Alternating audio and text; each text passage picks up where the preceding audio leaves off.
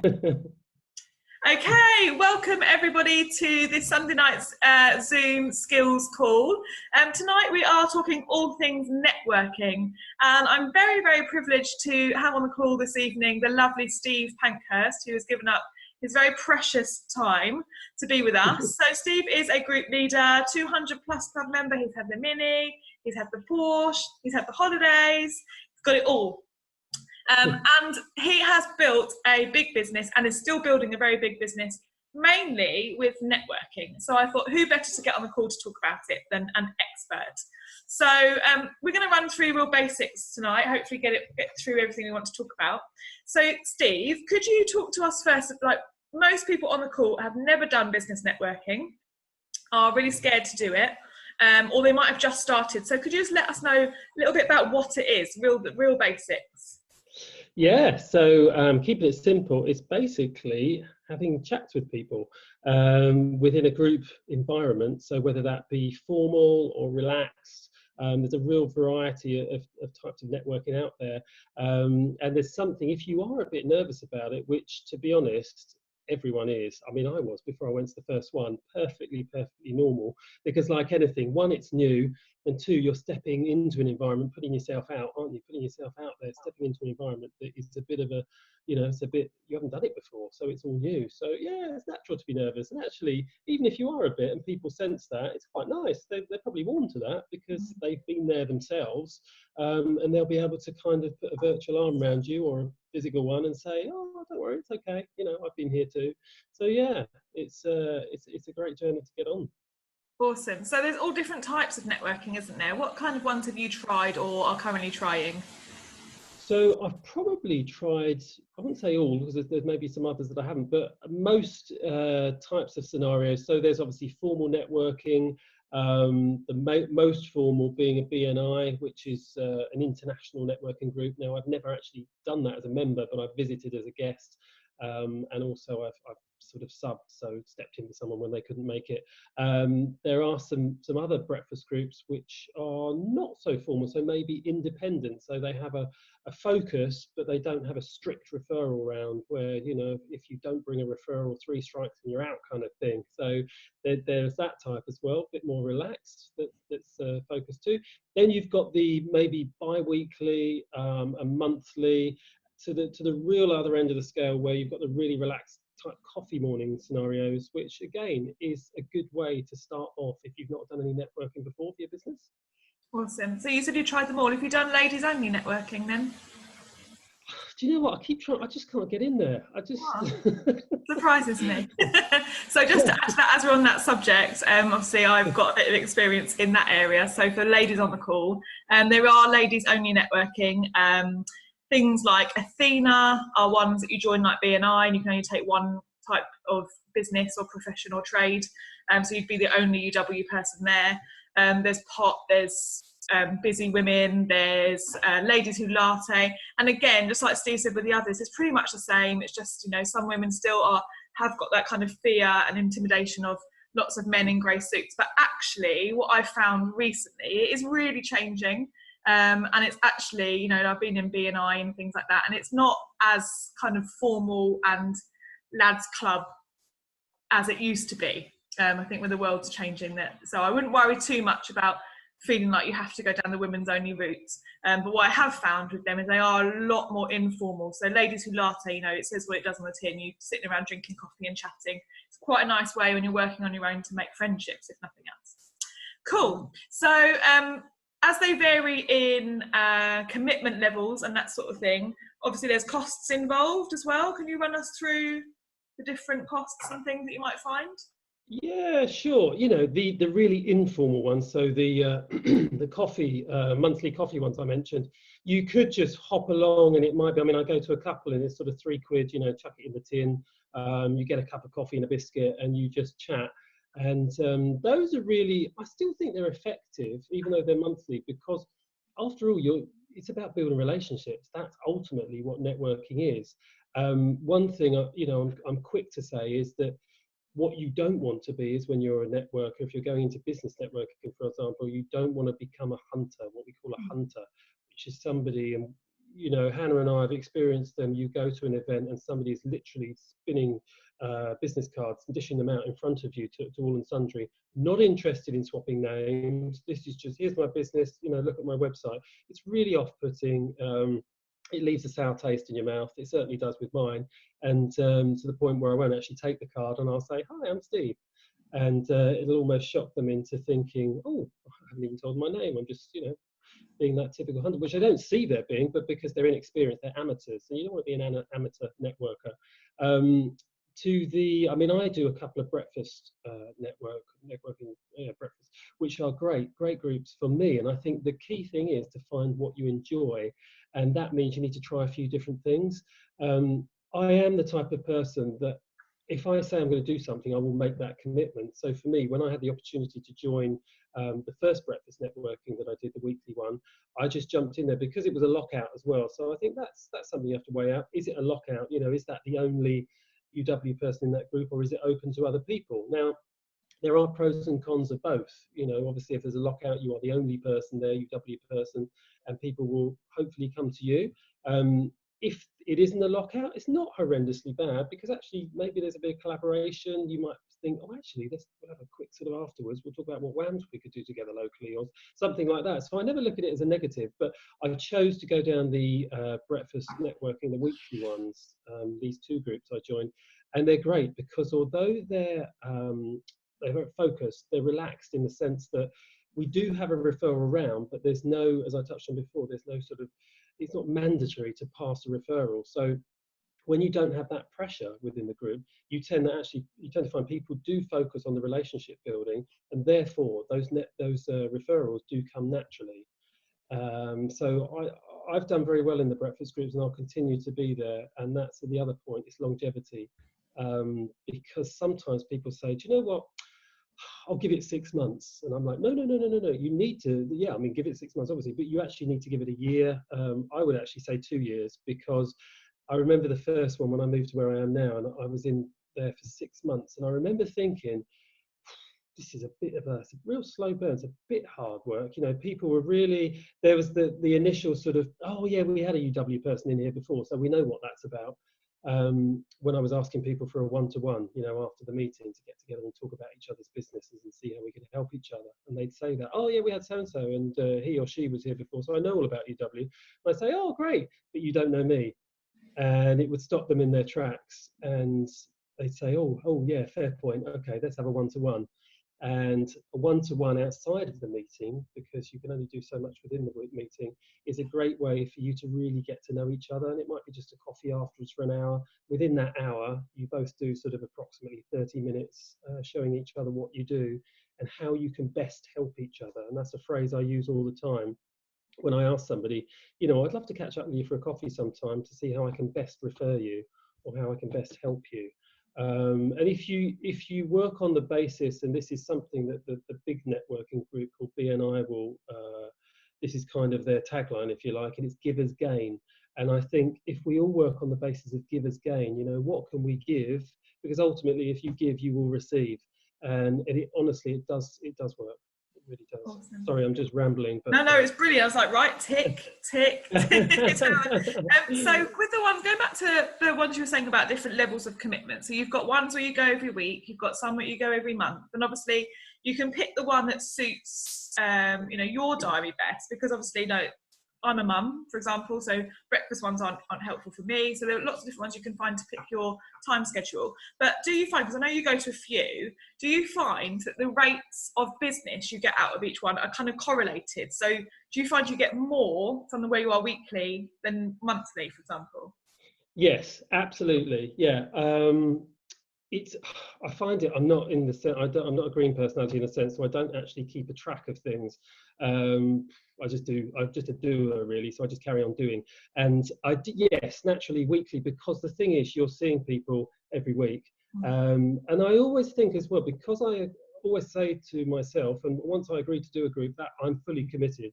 And I will be there week in, week out, even to the point where probably a little bit of a pain for Wes really, but I say to him, if we're talking about going away, I don't want to miss, can we go on the such and such day, because I want to do networking before, I don't want to miss that. Because I always think if your bum's in the seat, then you're making yourself memorable.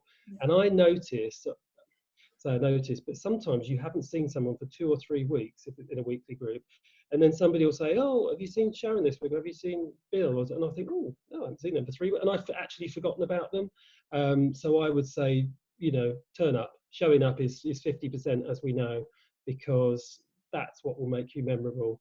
I still think, you know, I mean, the monthly ones, a couple of the monthly ones that I do still show up, and it's important because you can still do stuff outside of that. There's a couple of monthly ones, as I say, and I'm very hot on doing the one-to-ones, and you will find, I mean, I've had 2 people in a new monthly group that I've joined who've said to me, first thing I'll say is, so do you know much about Utility Warehouse? And they'll say, well, I kind of know it's about saving money on bills, is that right? And I'll say, yeah, that's right. Is that all you know? Well, yeah, nobody's actually offered to have a one-to-one before or tell me anything about it. So I don't really, there's no malice in what they're saying or any sort of, no funny comments. It's just the fact that nobody's taken the time to share with them what we do. So that's quite key. Yeah. I think that's the thing, don't we? Because we are so, when we do Utility Warehouse, it's everything to us, isn't it? We know all about it. You can't possibly imagine that people haven't heard of it. And I saw this story all the time. The lovely Julie, who joined our business a year ago, we've been friends forever. And I knew someone had shown her the business. So I assumed she knew what it was. And she assumed she knew what it was. But actually, she hadn't seen it properly. You know, she didn't even know that we did broadband, for example. So, you know, we can just assume, can't we? We're going along to networking and someone says, oh, yeah, I've met a Utility Warehouse person, and we can just assume they know everything about it, but it's our responsibility. And like you said, you haven't heard it from me, and you haven't met me. So it's really important we can get in front of people and also tell them the reason why we're doing it as well, because, you know, people really buy into why you're doing it and buy from people rather than what you're selling at the end of the day. This is it, and I think that's so important to show what you do, because although it's the same message, and we're quite well known, I think, within networking, UW people, you know, where lots of people know lots of UW people, but it is how you do it. People do buy from people, and I think, you know, maybe it happens, maybe somebody doesn't connect with that particular person, but they might connect with somebody else, and if you haven't showed them, and that's where it always is a reminder, actually, to me, how powerful our 10-minute presentation is on the tablet, because I use that in every one-to-one. Once I've asked them about them and their business and how can I help them, I'll show them, I'll take them through the presentation, and it's so powerful because most people, almost everyone, will say, I didn't know it worked like that. Oh, it's so good, isn't it? And even if they're not a customer themselves, and that's the other point I was going to move on to about, you know, not selling to the room. You know, one-to-ones are really important. Is it okay if I slide into that? Yeah, go for it. So that's the other thing within networking. So I would say most people think that when you step into a networking group and you stand up and do your 60 seconds or 90 seconds or whatever it is that group allows you to do to pitch yourself and talk about your business, that you have to sell to the room. The key thing is not to sell to the room, because you want to engage enough with the audience around the table that actually they'll start thinking about the people that they know outside of the room. Now, naturally, some of those people or many of those people will become customers or certainly advocates for UW. But if you don't sell to them, you'll be far more successful in the long term. Absolutely. One networking group I do, my initial feeling with it is that there is more selling going on in the room. People tend to sell to each other, and it's not, I don't actually take it as a negative, but it's just quite noticeable. But I think it naturally happens. You will pick up customers in the room and partners, of course. Yeah, absolutely. I think that's the thing for me. You know, as soon as anyone new joined my group, I'd always kind of get round to the point of saying it would be really good if obviously you could become a customer so you can try it out. And so that when you're referring it to your friends and family and recommending it to them, you know what you're recommending. You know, it's like anything. If you were in a group with an electrician, of course I'd want to try the electrician myself before I recommended them on to people, because it's part of your integrity that when you're recommending something, and if I recommend a restaurant and someone has a bad time, I take it personally. So it's really important. You don't want to, you know, ruin that reputation you've got of yourself as being a good recommender, because we want to recommend good stuff. And then when we can tell them about Utility Warehouse, they're going to trust us that we're good recommenders. So it's important that they try it out as well, I think. Obviously, don't go straight in with that. Yeah. So, right, where am I on my notes? So we've gone through the types of different networking and things. So you've said when you moved to a new area, how did you find like different networking groups to go to? How would you recommend people start to even look for somewhere to go? Yeah, I would literally just Google networking in my area or networking groups in my area, because that's what I thought. I thought, oh, where am I going to look now? Because, you know, the beauty of this business, as we know, we can literally live wherever we want to in the UK, and we can work it, build it. So yeah, I Googled it and I found one group and I started there, and I thought, oh, this is great. You know, I'll do one breakfast group a week.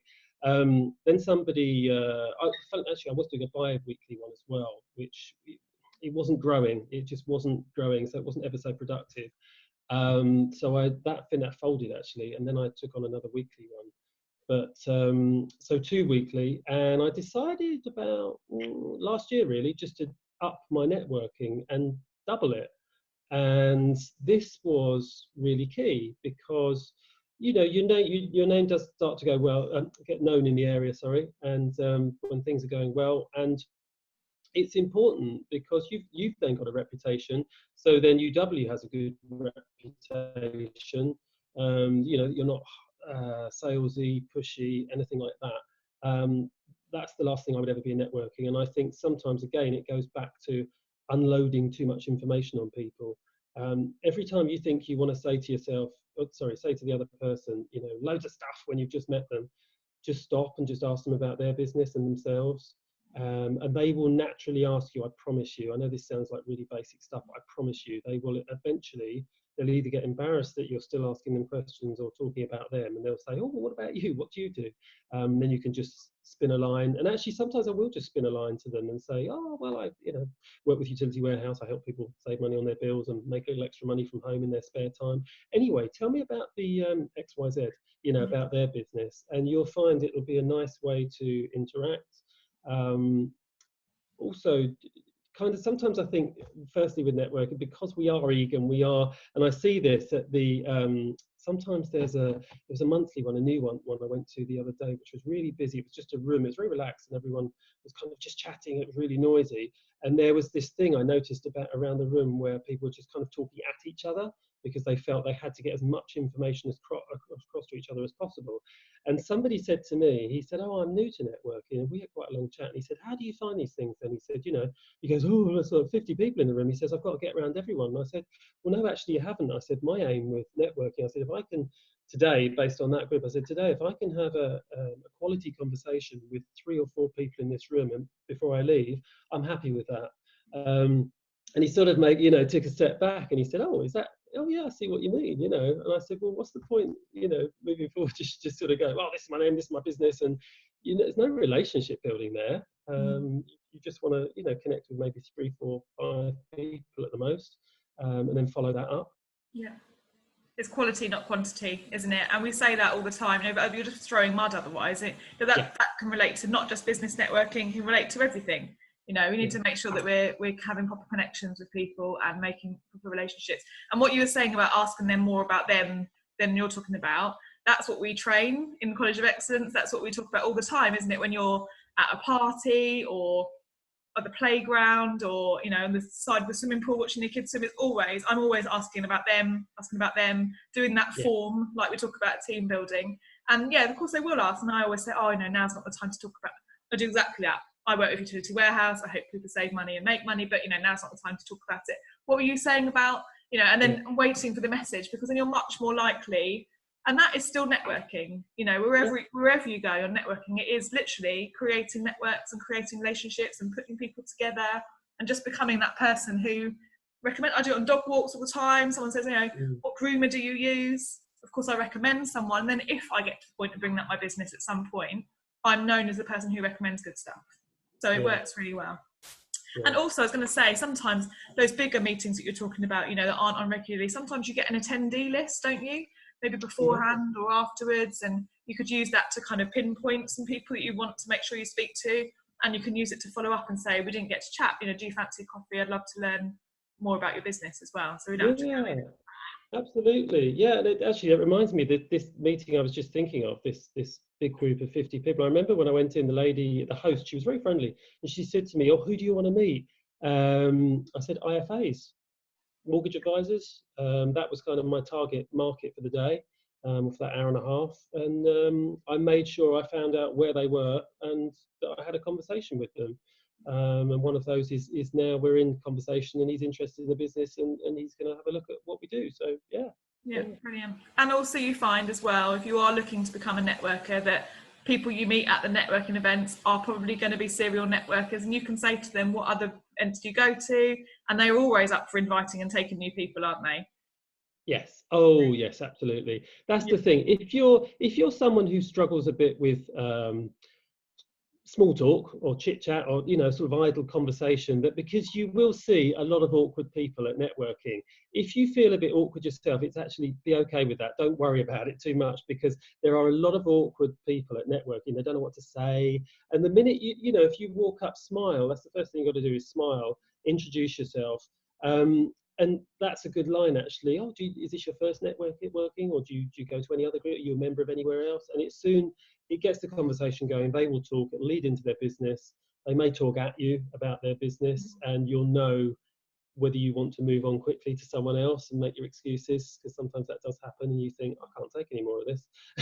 And you have to kind of, move on. But actually, sometimes you can bring someone else into the conversation who might be standing there and looking to step in. Bring them in, and then it gives you an exit.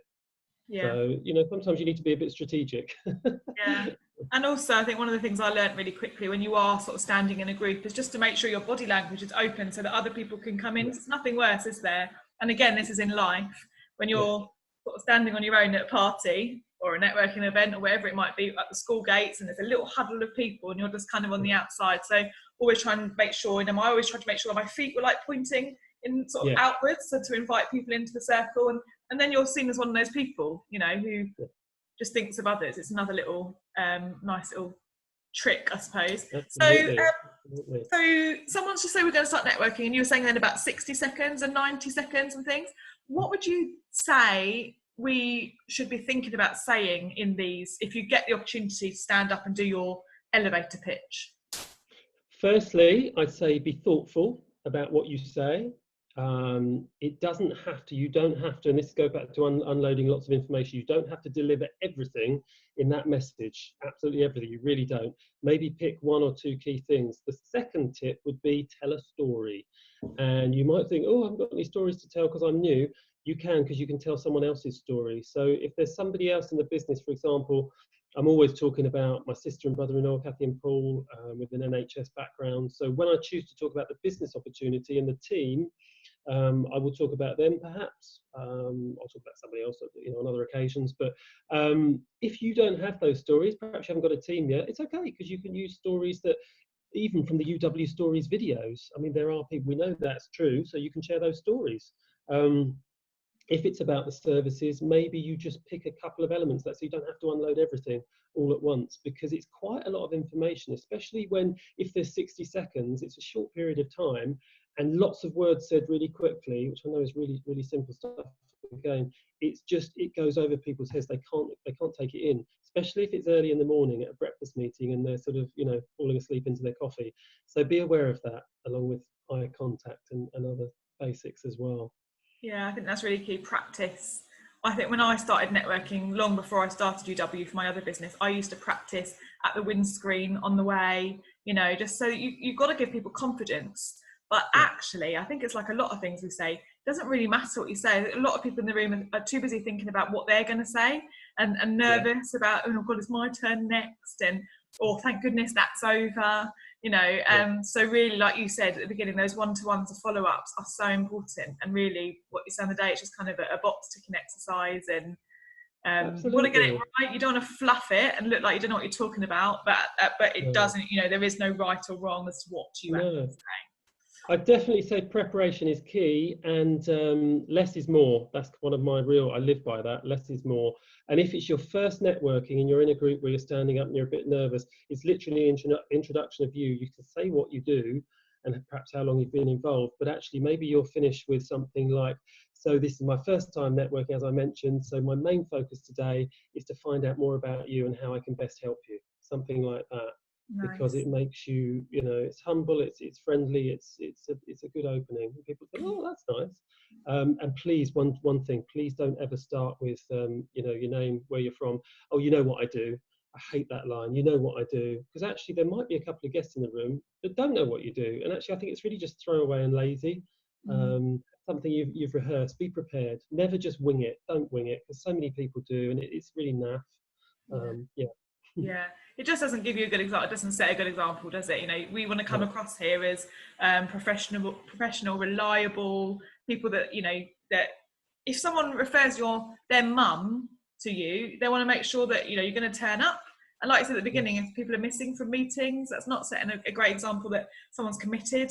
And I want to make sure that you know what you're talking about. I know quite a lot of the time we say we don't want to be utility warehouse experts or utility experts, but actually with networking, you are the utility expert. You are the UW person. That's how people see you. So you need to make sure that you're being, someone reliable and professional. So talking of which, appearance. Do we need to turn up in suits, or do we need to turn up in utility warehouse branded clothing from top to bottom? I've never worn a suit in my life for UW, but I do smart casual. You'll always find me in a smart pair of jeans. I'll be in a dark blue pair of jeans, something like that, and I'll have a shirt and a jumper on the. Sometimes I might wear a jacket if I'm doing a presentation, just to stand out a bit. But yeah, I wouldn't wear trainers. I'd be smart cash, but smartish, smart shoes. And if you're a guy, ladies, you have a bit more choice, I think. And yeah, I would never do the suited and booted. And that you'll find your style. The same with, I don't have a thing against being all in purple if you want to do that, but I just prefer to look a bit more professional. I think it makes you look like you're a serious player and you're not a hobbyist. Because actually, on that point, you will find a few people in networking who do it as a hobby, and you don't want to fall into that category. I mean, maybe it's a bit of a hobby, but for those of us who are doing it as a serious business, you want to stand out, and that person will say, or those people around the table say, well, actually, oh yeah, he's serious, isn't he? He's pushing forward, or she's pushing forward. So yeah, that would be my tip. Smart cash. And I also think as well with the branded stuff, like you've got the potential of a lot of switched on entrepreneurs in that room that could potentially join your business. And do they want to think, oh, have I got to turn up in branded clothing and that sort of stuff? So I always think that. And the best line I got as well was dress for how you would dress for your most important ideal referral. So if it is a mortgage advisor or a financial advisor or whatever, how would you dress to turn up to that meeting to show them the business? And that's normally how I would do it. Cool. We're talking about one-to-ones. We've talked about you brilliant smashing this. So how much of your business do you get from networking at the moment?